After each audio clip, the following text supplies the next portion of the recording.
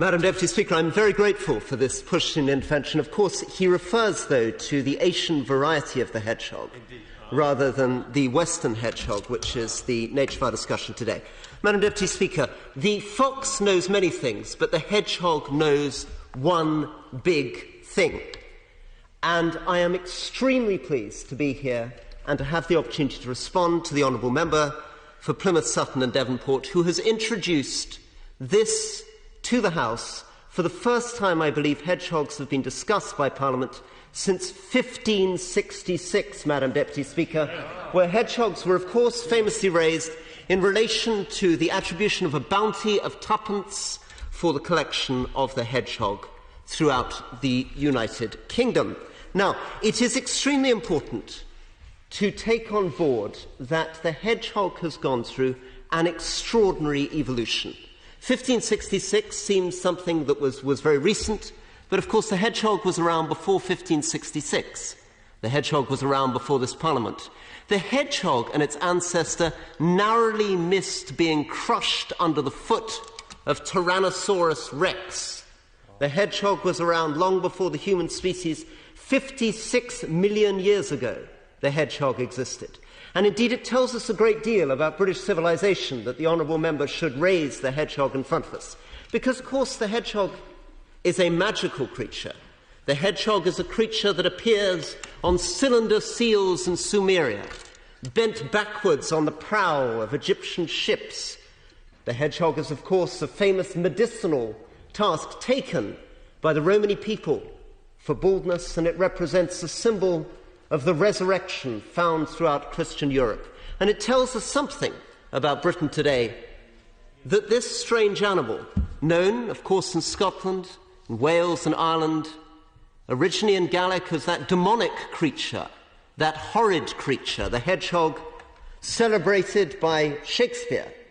Thorny hedgehog, be not seen, come not near our fairy queen, or, of course, famously, in Richard III, that great moment where Gloucester is referred to as a hedgehog, represents a strange decline in British civilization from a notion of this magical, mystical, terrifying creature to where it is today. And I refer, of course, to my own constituent, the famous cleanliness representative of Penrith and the Border, Mrs. Tiggywinkle. Now, I want to be serious for a moment. The hedgehog is, of course, an important environmental indicator. The hedgehog's habitat, its ability to occupy 30 hectares of land, its particular relationship to the hibernaculum, Madam Deputy Speaker, by which I mean, of course, the hedgehog's ability to go, almost uniquely, in fact, amongst animals in the United Kingdom, into a state of genuine hibernation, goes from 240 heartbeats a minute down to only 2 heartbeats a minute for 6 months a year. And, of course, its particular diet, its focus on grubs and beetles, and, of course, the Street Hedgehog Initiative, which the Honourable Member has brought forward, a reminder that by cutting holes in the bottom of our hedges, we can create again an opportunity for hedgehogs to move. But it is also a bigger lesson, the hedgehog, a bigger lesson for us in our environment, a bigger lesson, firstly, in scientific humility. The hedgehog has, of course, been studied for over 2,000 years. The first reference scientifically to the hedgehog, as the Honourable Member will know, is, of course, with Aristotle. He's picked up again by Isidore of Seville in the 8th century, and again by Buffon in the 18th century, and a reminder of the ways in which we get hedgehogs wrong. Aristotle points out that the hedgehog carries apples on his spine into his nest. Isidore of Seville argues that the hedgehog travels with grapes embedded on his spine. Buffon believes that these things might have been food for the winter. But of course, as we know today, the hedgehog, hibernating as he does, is not a creature that requires to take food into his nest for the winter. Again, our belief in Britain that the 5 teeth of the hedgehog represent the reaction of the sinful man to God, the 5 excuses that the sinful man makes to God, is, of course, subverted by our understanding that the hedgehog does not have 5 teeth. And finally, the legislation introduced in this House, Madam Deputy Speaker, to my great despair, That legislation, introduced in 1566, which led to the bounty of a twopence on the hedgehog, was of course based on a misunderstanding. The idea that the hedgehog fed on the teats of a recumbent cow in order to feed itself on milk. This led to the death of between 500,000 and 2 million hedgehogs over the period between 1566 and 1800, a subject that John Clare takes forward in a poem in 1805, and which led my own department, the Ministry of Agriculture, in 1908 to issue a formal notice to farmers encouraging them not to believe that hedgehogs take milk from the teats of the recumbent cow, because, of course, the hedgehog's mouth is too small to be able to perform this function. But before we mock our ancestors, we must understand that this is a lesson for ourselves. These scientific mistakes we made in the past about the hedgehog are mistakes that we too may be mocked for in the future. We barely understand this extraordinary creature. We barely understand, for example, its habit of self-anointing. You will see a hedgehog produce an enormous amount of saliva and throw it over its back. We don't understand why it does it. We don't really understand its habit of etivation, which is to say that the hedgehog, which my honourable friend referred to, the push-to version of the hedgehog, of course hibernates during the summer as well as the winter. We don't understand this concept of etivation. The hedgehog also represents, for those of us that are interested in environmental management, the important subject of conflict in habitats. The habitat that suits the hedgehog, of course, as we hear, is liminal land, it's edge land, it's hedgerow, it's dry land. It isn't an animal that flourishes in many of our nature reserves. It doesn't do well in peatland. It doesn't do well in dense, heavy, native woodland. The things that prey on the hedgehogs are sometimes things that we treasure. The honourable member raised the issue of the badger. Would my honourable friend, of course. I thank the Minister for giving way. Would the Minister agree with me that the success and survival of our hedgehog populations is a direct reflection on how healthy our environment is and how sustainable our environment is? So it's very important that we look after the environment. So indeed the knock-on effect is that the hedgehog population will be looked after. Thank the honourable lady very much. This is a very important point. The hedgehog is a generalist species. Traditionally, we haven't paid much attention to these kinds of generalist species. We've been very, very good at focusing on specialist species, for example, redshank, who require a particular wet habitat.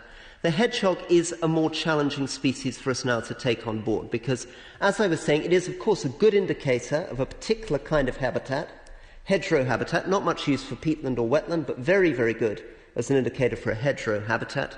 But I was just going on to the fact that there are some important environmental questions raised by the hedgehog. One of those is the question of conflict with the badger. The other, of course, is the question raised by the honourable member for Plymouth, Sutton and Devonport, which is the question about the hedgehog in the Western Isles, which, of course, relates to the hedgehog's predation, potentially, of the eggs of the Arctic tern. I give way. I was just going to raise the issue of the hedgehog in the Western Isles. We have established that hedgehogs are a devolved matter, and my colleague, the honourable member for Naheal and Ayr, isn't with us. But it would be interesting to hear the Minister's comments. I know that Scottish Natural Heritage are doing very careful work to humanely remove hedgehogs from the Hebrides, and it would be interesting to know how the UK Government intends to support that. Well, this is a really important reminder that things that matter an enormous amount to our civilization, to our society and our hearts, like a hedgehog, have to be in the right place. And, of course, hedgehogs in New Zealand are an extremely dangerous invasive species that have to be removed for the same reasons in Scotland that people are having to think about the control of the hedgehogs. Doesn't matter whether you're talking about a badger, talking about a hedgehog or an Arctic tern, the question is what place should it occupy?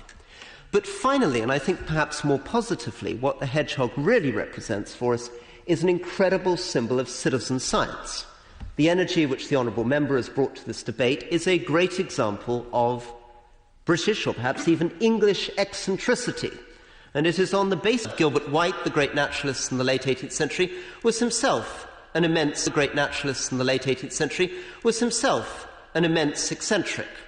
And it is, in fact, eccentrics such as the honourable member, and perhaps most famously of all, Hugh Warwick, who's the great inspiration of the British Hedgehog Preservation Society, a man who's written, I believe, no less than 3 books on the hedgehog, a man who represents somebody who talks in very moving terms about staring into the eyes of the hedgehog, getting a sense of the wildness of the hedgehog from its gaze, reminds us that these enthusiasts not only connect the public to nature, sustain our 25-year environment programme, but actually contribute enormously, Madam Deputy Speaker, to our scientific understanding of these animals. This is true in relation to bees, this is true in relation to beavers, it's true in particular in relation to Hugh Warwick's work on the hedgehog. And I'm very pleased that we raised the National Hedgehog Day in an intervention. In the end, ultimately, however, we need to understand that the hedgehog is a very prickly issue. And the reason why it is a very prickly issue is that the honourable member has raised the question of the hedgehog as a national symbol. And it's on this that I want to end. Some of you will remember that in 1992 the hedgehog was used by Saatchi and Saatchi as an advertising campaign for the Conservative Party in that election, and therefore we should pay tribute to the hedgehog's direct contribution to that election victory. But I would like to challenge the honourable member's assertion that the hedgehog should become our national symbol. I ask you, Madam Deputy Speaker, I ask both sides of this House, because this is not a question that concerns only one party but all of us, do we want to have as our national symbol an animal which, when confronted with danger, rolls over into a little ball and puts its spikes up?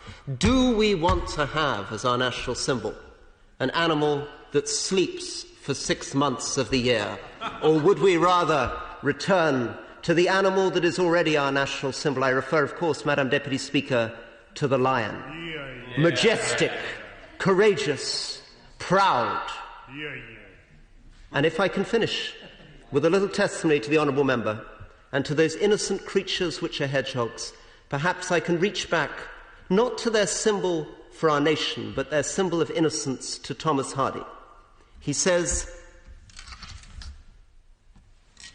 "When the hedgehog travels furtively over the lawn, one may say he strove that such innocent creatures should come to no harm, but he could do little for them, and now he is gone.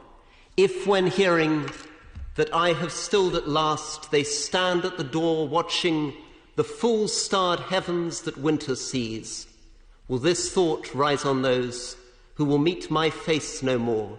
He was one who had an eye for such mysteries."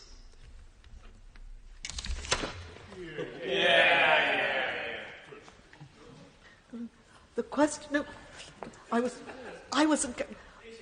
was encouraging some more positive noises for the minister, who